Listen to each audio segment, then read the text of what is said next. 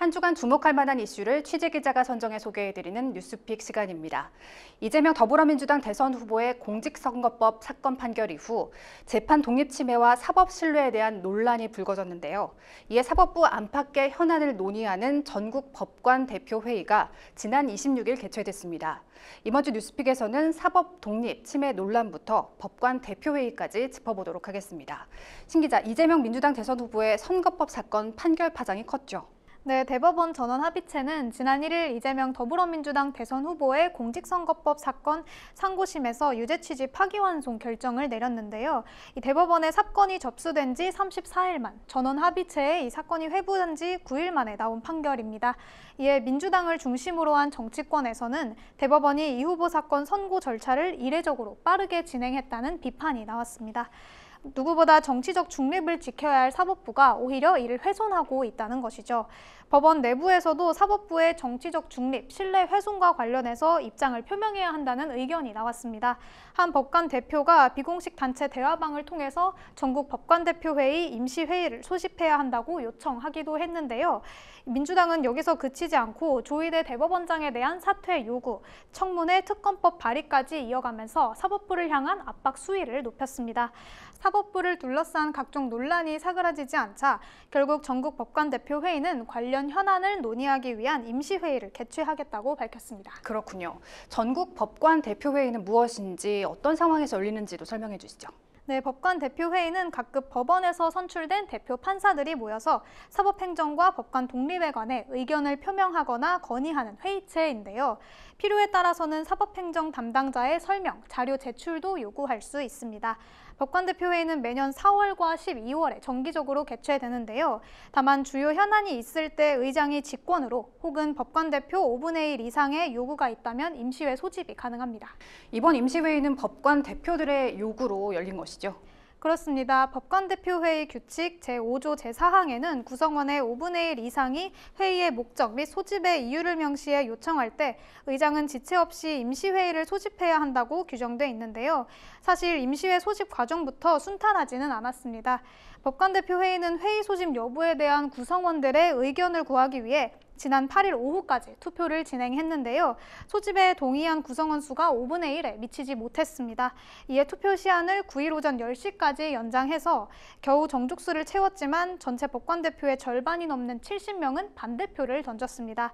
이는 앞서 말씀드렸던 것처럼 사법부를 향한 민주당의 압박 수위가 연일 거세지면서 법관들의 반감이 커진 것이라는 관측이 나왔습니다. 또 임시회 소집을 부정적으로 바라보는 시각도 있었는데요.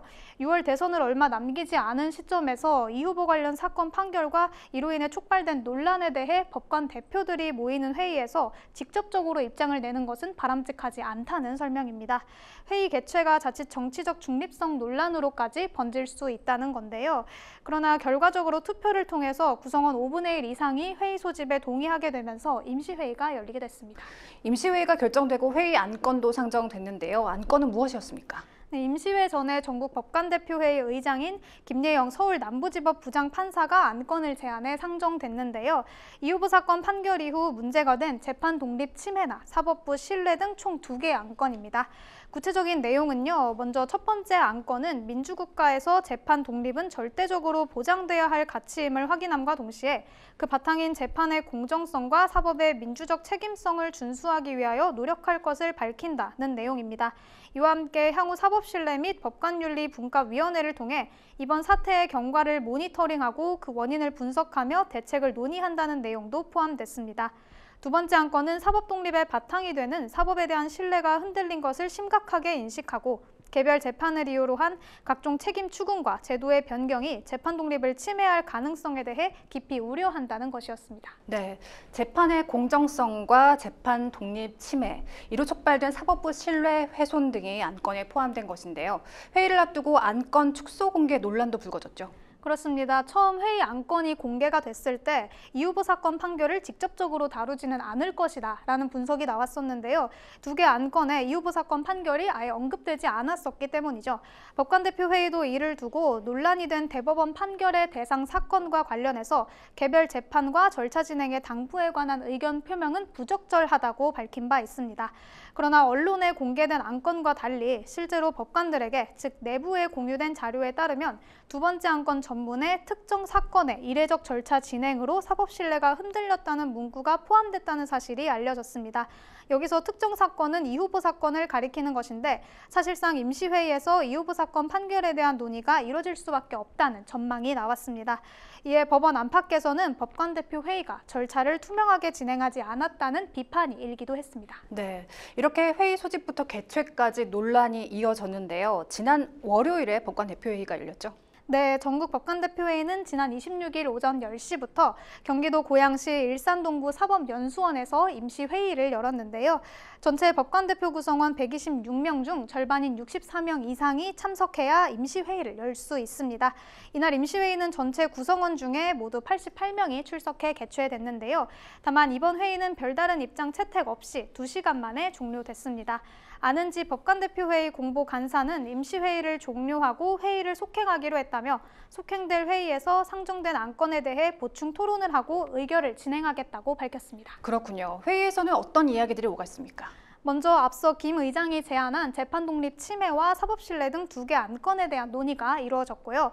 여기에 현장에서 5개 안건이 추가로 발의돼서 상정된 것으로 전해졌습니다.